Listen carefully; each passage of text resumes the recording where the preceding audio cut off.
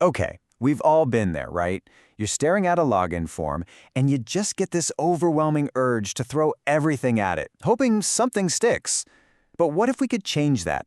What if we stopped treating it like a slot machine where we're just pulling the lever and praying for a jackpot, and started treating it like a science lab with a clean, repeatable, and, well, quiet process? You know exactly what I'm talking about. You're stuck. Your brain just screams, just try something, anything. And that impulse, that need to just be noisy and random, that's what wastes so much time. So today we're going to replace all that chaos with a calm, methodical process that actually gets results. And this captures the entire mindset shift we're going for. On one side, you've got the slot machine approach, just throwing random stuff at the wall, hoping for a lucky break. It's totally unpredictable. On the other side, you have the scientist. Controlled variables, a repeatable process, and results that are based on actual evidence. Our goal is to learn how to be the scientist. So, first things first, we got to set up our lab. Before a real professional even thinks about touching that login form, they build some guardrails. They create a super controlled environment. And this isn't just for show. It's absolutely crucial to make sure the results you get are clean, trustworthy, and not being messed with by some outside interference. And here are those 3 core guardrails. Number 1, isolation. You gotta keep your labs separate, maybe in a host-only network. Why? So you know for a fact that nothing from the outside is messing with your results. Number 2, scope. Know exactly what you are and are not testing. And finally, number 3, intent. Your goal here isn't just to win, it's to learn, to understand a pattern, and to document it cleanly. And if you think that sounds like overkill, listen to this. This quote just says it all, doesn't it? This is a real-world story of someone wasting 40 minutes trying to debug what they thought was a complex SQL injection, a database attack. But it turned out to be a simple network mistake. It's a humbling lesson for sure, but it's a cheap one. So take the cheap lesson. Get your setup right first, or you're just going to end up chasing ghosts. Okay, on to section 2. Now, this might be the single most important idea we talk about today.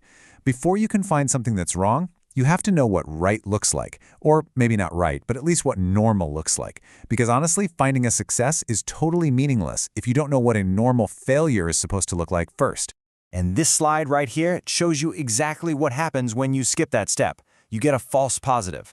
So many testers celebrate what they think is this huge breakthrough, but really, it's often just a normal quirk of the application, like a weird redirect or a cookie changing that they totally misinterpreted because they never took the time to establish that clean baseline.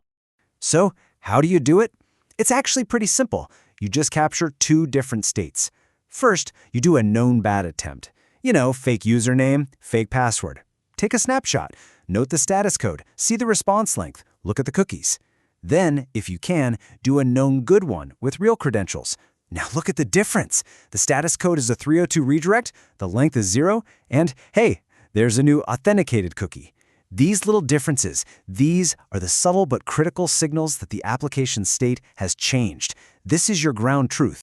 All right, now that we have our baseline, we can finally start the real testing. But instead of just spraying random junk at the form, we're going to apply the scientific method. And that means making one single controlled change at a time.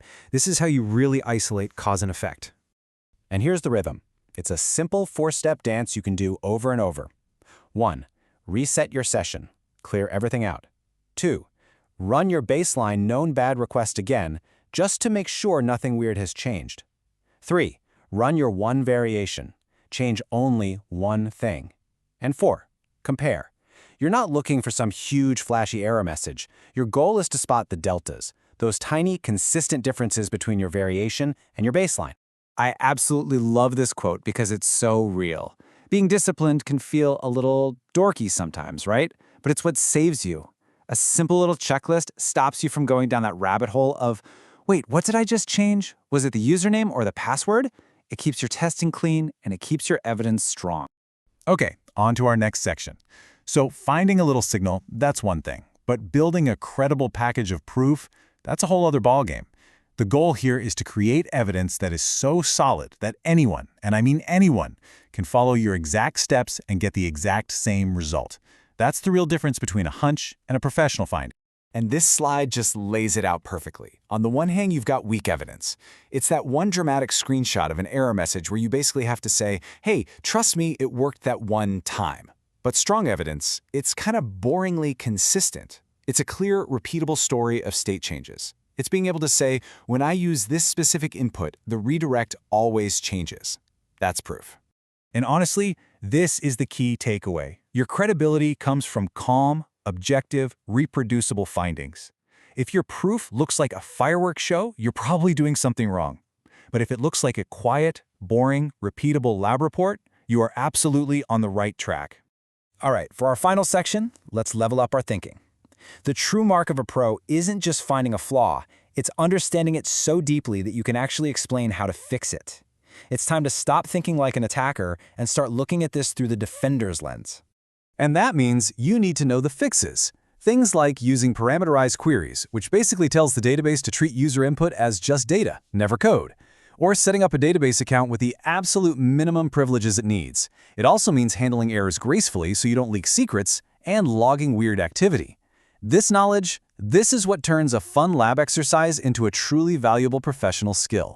So we're going to put it all together for you on this one slide. This is your one-page test card. Think of it like your cheat sheet that walks you through every single step we've just talked about, from setting up your scope all the way to thinking about remediation. If you use this, you'll stop wandering aimlessly and you'll start working with a real purpose.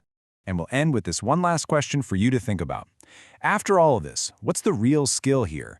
Is it that temporary thrill of getting in, or is it being able to prove exactly what happened with clean, undeniable evidence, and then clearly explaining how to make sure it never, ever happens again? That's the skill that really matters.